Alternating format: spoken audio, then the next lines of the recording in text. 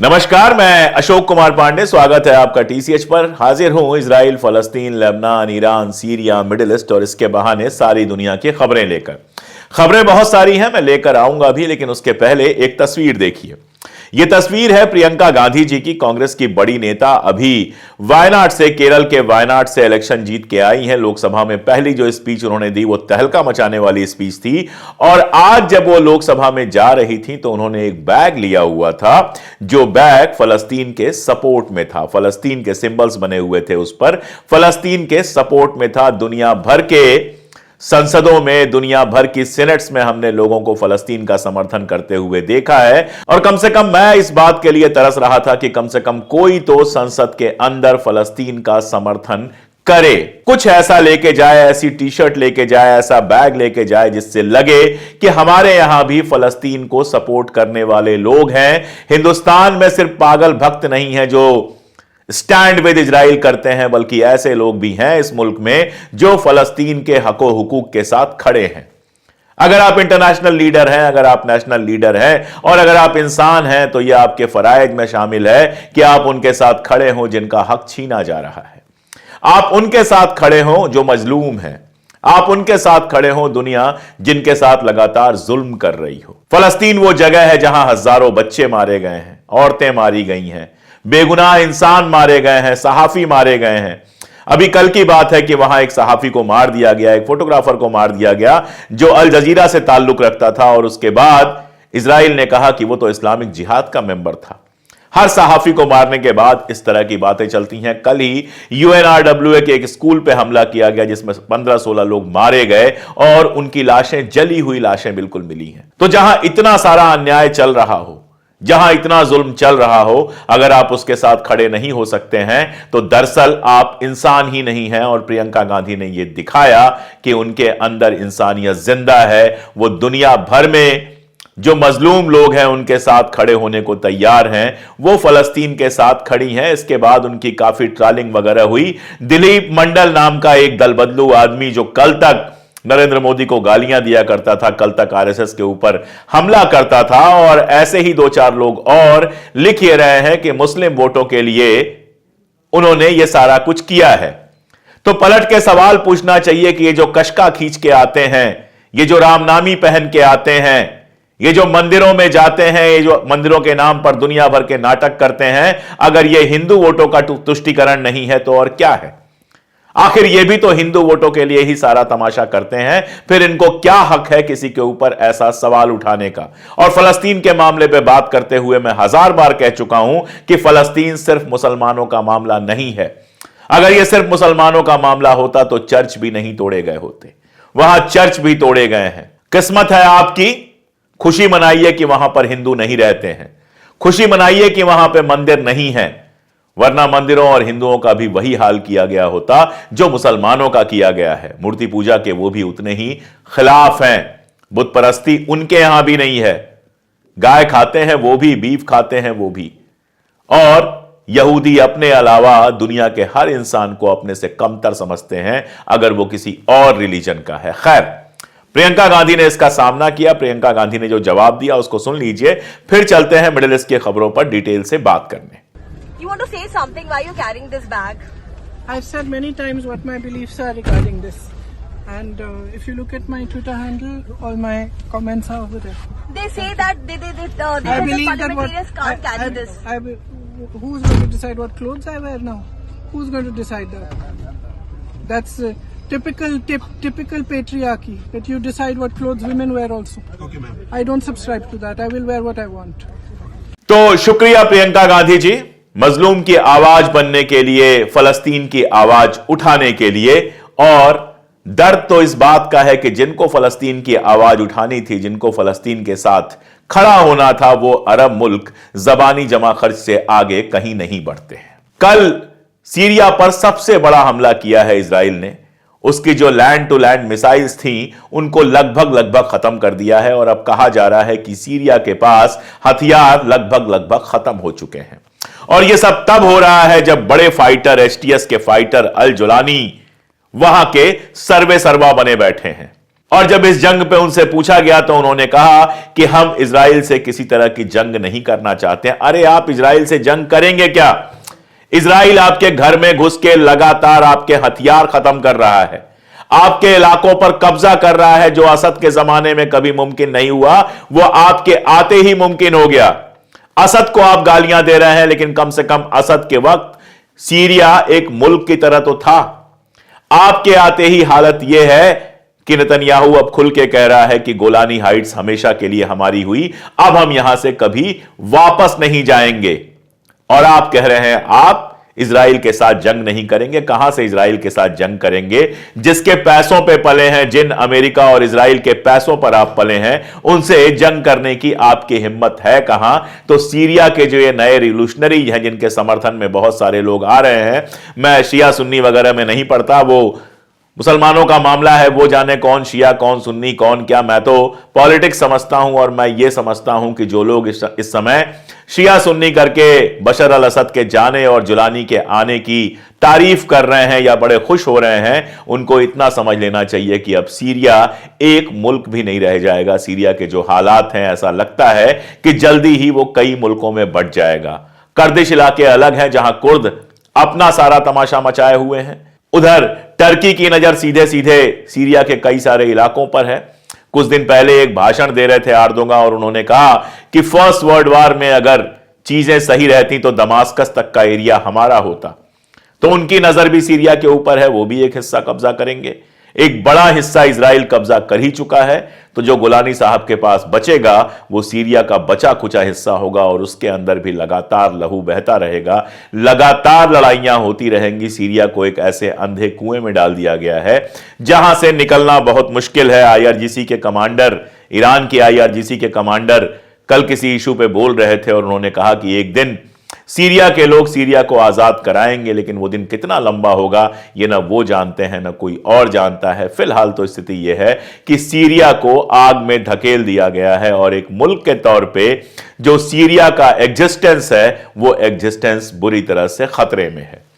अब देखिए, मैं बेसिकली इतिहास का आदमी हूं तो मुझे इतिहास अक्सर याद आता है। गद्दाफी ने एक बार एक भाषण में कहा था कि इजराइल चाहता है किसी भी तरह लेबनान और सीरिया खत्म हो जाए ताकि उसकी जो बाउंड्री है वो किसी अरब मुल्क से ना लगे, वो बाउंड्री जाकर लगे सीधे सीधे टर्की से। और उनका कहा जैसे आज सही साबित हो रहा है।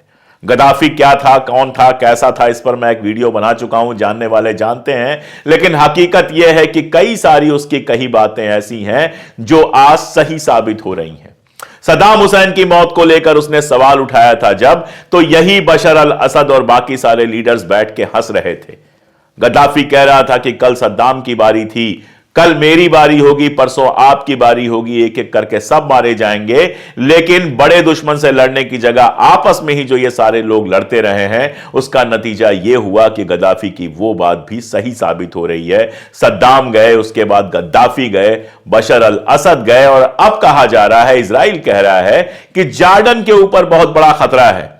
ये जो आईएसआईएस के लोग हैं ये जॉर्डन में घुस सकते हैं। आप जानते हैं जॉर्डन के शाह, जिनकी पत्नी जो है, जिनकी वाइफ जो है वो पैलेस्टीनियन है, फलस्तीनी है, लेकिन कभी भी फलस्तीन के साथ नहीं खड़े होते हैं, हमेशा अमेरिका के साथ खड़े होते हैं। कल बड़ी बात नहीं होगी कि सारा अमेरिका के साथ खड़ा होना किसी काम ना आए और जॉर्डन के ऊपर भी आईएसआईएस के थ्रू इजराइल का कब्जा हो जाए, तब वो खुद तो जाकर अमेरिका के किसी बड़े शहर में, किसी बड़े अय्याशी करते हुए किसी बड़े महल में रहेंगे, लेकिन जॉर्डन की जनता को क्या भुगतना पड़ेगा, जॉर्डन की आवाम को क्या भुगतना पड़ेगा, ये उस समय वो वक्त बताएगा। आप भी समझते हैं इसका मतलब क्या होगा। नेतन्याहू अब हिजबुल्लाह और ईरान दोनों को धमकी दे रहा है, कह रहा है कि हम कभी भी हिजबुल्लाह और ईरान के ऊपर हमला कर सकते हैं। लगातार दावे किए जा रहे हैं हिजबुल्लाह बहुत कमजोर हो गया है और ये तो कासिम साहब ने भी अपना जो भाषण दिया था उसमें कहा था कि सीरिया से जो हमारी सप्लाई लाइन थी वो डिस्टर्ब हुई है,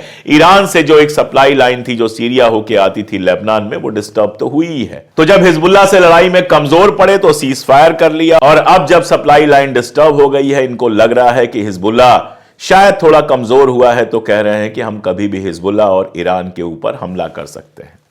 ये इजराइल की नीयत है, जिसको अरब मुल्क ना समझते हो ऐसा तो नहीं हो सकता, लेकिन आपस के स्वार्थ में अपनी अय्याश जिंदगी को बचाने के लिए लगातार उसकी चालों में फंसते चले जाते हैं। और फिर एक दिन जब गद्दी चली जाती है, एक दिन जब कुर्सी चली जाती है, तो उनके समझ में नहीं आता है क्या करें। दरअसल करने के लिए कुछ बचता ही नहीं है।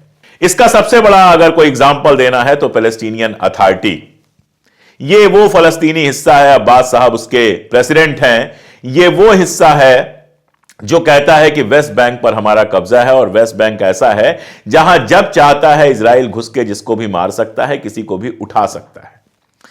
वो पैलेस्टीनियन अथॉरिटी जो है, हमास और उसके साथ के जो लोग हैं या जो भी वहां पर इजराइल से लड़ने वाले लोग हैं, उनके खिलाफ अपने हथियार इस्तेमाल कर रही है। एक ऐसे व्यक्ति को मारा गया, आप कह सकते हैं एक ऐसे लड़ाके को मारा गया जिसको मारने की कोशिश इजराइल की आर्मी बरसों से कर रही थी और नहीं मार पा रही थी। उसको पैलेस्टीनियन अथॉरिटी के लोगों ने मार दिया। वो फलस्तीन की आजादी के लिए लड़ाई क्या लड़ेंगे, वो इजराइल की सेना यानी आईडीएफ के साथ मिलकर हमास और बाकी संगठनों के खिलाफ अभियान चलाने जा रहे हैं। और अमेरिका कह रहा है इजराइल से कि उनको हथियार दो, उनको पैसा दो, तुम अपनी गोलियों से क्यों मारते हो। वो अरब जो है, पैलेस्टीनियन अथॉरिटी वाले जो अरब हैं, वही मार डालेंगे हमास और बाकी सारे लोगों को जहां इस तरह के गद्दार हों, जहां इस तरह आपस में लड़ाइयां चल रही हों, जहां इस तरह एक दूसरे को निपटाने का मामला हो। वहां बाहर से कोई सपोर्ट करके क्या कर लेगा, ये आपस में ही लड़ मर जाएंगे और उसके बाद इनको एक दिन समझ में आएगा कि इन्होंने क्या किया है। लेकिन तब तक इतनी देर हो जाएगी कि सिवाय इजराइल की गुलामी के इनके पास कोई भी रास्ता नहीं रह जाएगा। यही वो हालात हैं जिसमें ईरान लगातार अपनी अगली प्लानिंग कर रहा है। ईरान जानता है कि आखिरी हमला उसी के ऊपर होना है। ये सारे जो हमले हैं दरअसल उसको घेरने की तैयारी है और ईरान लगातार नए हथियार बनाने में लगा हुआ है। आप जानते हैं कि उसका जो एटॉमिक प्लान है पूरा, उस पर लगातार डिस्टर्ब करने की कोशिश चलती रहती है, उसको लगातार रोकने की कोशिश चलती रहती है। बीच में खबर आई थी कि ट्रंप का जो एडमिनिस्ट्रेशन है, जो 20 जनवरी से पावर में आएगा, वो चाहता है कि इजराइल ईरान के उन ठिकानों पर हमला करे जहां एटॉमिक हथियार वगैरह उसके हो सकते हैं। हथियार के बारे में तो श्योर नहीं है, लेकिन एटॉमिक रिएक्टर वगैरह उसके हो सकते हैं। ऐसे में ईरान लगातार नए हथियार बना रहा है। कहर करके उसने एक फाइटर जेट बनाया है जो अनमैन्ड है, यानी इसमें किसी इंसान की जरूरत नहीं पड़ेगी। यह फाइटर जेट सीधे जाके हमला कर सकता है, इसमें किसी इंसान को इसको चलाने की जरूरत नहीं पड़ेगी। इसके अलावा भी कई सारे नए नए मरीन्स वगैरह बनाए हैं इधर ईरान ने, जिनको वो लगातार डेवलप कर रहा है। और दिख तो यही रहा है कि वो अगली जंग की तैयारी में है। वो जानता है कि आखिरी जंग जो होनी है वो उसकी ही जंग होनी है। उसके पास दो ही रास्ते हैं, या तो अमेरिका और इजराइल को तस्लीम कर ले, वहां सलाम कर ले, सर झुका दे, और या फिर आखिरी जंग के लिए तैयार रहे। जो ईरान की नई लीडरशिप है, पेजेश्किन साहब हैं, वो क्या करते हैं, ये देखने वाली बात होगी। यह भी सच है कि ईरान ने इजराइल में अपना एक नेटवर्क बनाया है। अभी एक खबर आई है जो बता रही है कि इजराइल के अंदर ईरान के बहुत सारे जासूस काम कर रहे हैं। इनमें से कुछ पकड़े गए हैं, कुछ नहीं पकड़े गए हैं। यह भी कहा जा रहा है कि ऑपरेशन ट्रू प्रॉमिस 2 जब किया गया था, तो जिन इलाकों पर, जिन ठिकानों पर हमला किया था, वो इजरायली जासूसों ने, यानी ईरान के लिए काम करने वाले इजरायली जासूसों ने ही उसका पता दिया था।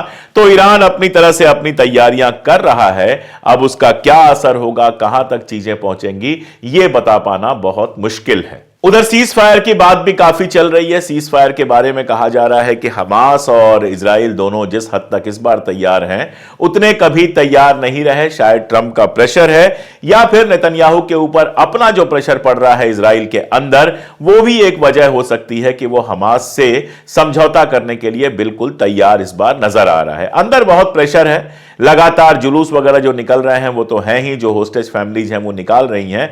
इससे बड़ी बात यह है कि एक बड़ी लीगल बैटल में नेतन्याहू फंसा हुआ है। वो लीगल जो सिस्टम है, वहां का जुडिशरी है, उसको किसी भी तरह से कब्जे में करना चाहता है। यह पॉसिबल नहीं हो पा रहा है। पहला ऐसा प्राइम मिनिस्टर वो बना है जिसके खिलाफ करप्शन का केस चल रहा है। इसके अलावा जो कट्टरपंथी यहूदी हैं, उनको आर्मी में भर्ती करने का जो प्लान था वो पूरी तरह से कैंसिल हुआ है। वो एकदम तैयार नहीं है किसी भी तरह से आर्मी में भर्ती होने को। और हालत यह है कि गैंट जिसको निकाल दिया गया था, जो रक्षा मंत्री था, वो ये कह रहा है कि नेतन्याहू जो हरकतें कर रहा है उसके चलते इजराइल के अंदर सिविल वार जैसी सिचुएशन आ सकती है। आप कह सकते हैं कि आप बहुत बड़ी बात कर रहे हैं, लेकिन यह बात मैं नहीं कह रहा हूं और ना मैं इसकी तस्दीक कर रहा हूं। मैं बस इतना बता रहा हूं कि गैंट्स ये कह रहा है, जो वहां का इंपॉर्टेंट लीडर है, कि वहां सिविल वार जैसी सिचुएशन आ सकती है। और इसको अगर आप जोड़ दें कि जो एक एक्स इजरायली अटॉर्नी है वो एयरफोर्स से कह रहा है कि वो नेतन्याहू के ऑर्डर्स ना माने। इसके अलावा आर्मी के एक बहुत सीनियर ऑफिसर को उसके पोस्ट से निकालने की भी बात चल रही है। तो इजराइल के भीतर की खबरें बहुत सारी बाहर नहीं आती हैं। ये सारी खबरें अगर एक साथ मिलाकर देखें तो लगता है कि इजराइल के अंदर भी सब ठीक ठाक नहीं चल रहा है और शायद यही प्रेशर है और ट्रंप का प्रेशर है कि इस बार ऐसा लगता है कि कुछ दिनों के अंदर, अगले हफ्ते 10 दिन 12 दिन के अंदर यह मुमकिन है कि हमास के साथ समझौता हो जाए, जिसमें हमास अगवा किए हुए लोगों को रिहा कर दे, इजराइल ये रोज की बमबारी बंद कर दे और बहुत सारे फलस्तीनी जो इजराइल की जेलों में हैं उनमें से भी काफी लोगों को रिहा किया जाए। ये सारा कुछ अगले 10-15 दिनों में पॉसिबल है। जैसे जैसे होगा वैसे वैसे मैं आपको बताऊंगा, अपडेट देता रहूंगा। आप जुड़े रहिए हमारे साथ, देखते रहिए हमारे वीडियोस। और अगर आपको लगता है ये जरूरी है तो दोस्तों, रिश्तेदारों और उन लोगों तक भी पहुंचाइए जो अभी भी गोदी मीडिया में उलझे हुए हैं। इसके अलावा अगर आप हमारे साथ आना चाहते हैं, आप हमारी टी शर्ट्स खरीद सकते हैं, बैग्स खरीद सकते हैं। पैलेस्टीनियन बैग भी हैं जिस पे फलस्तीन का नक्शा है। इसके अलावा और भी टी शर्ट्स हैं, हुडीज हैं, ये सारा कुछ आप खरीद सकते हैं हमारे यहां से। इसका लिंक जो है वो डिस्क्रिप्शन में आपको मिल जाएगा और पिन कमेंट में भी मिल जाएगा। आप हमारी मेंबरशिप ले सकते हैं जो 3 रुपए रोज से भी कम से शुरू होती है। आप सीधे हमारी मदद कर सकते हैं और कम से कम हमें सब्सक्राइब तो कर ही सकते हैं। आज के लिए इतना ही, बहुत शुक्रिया।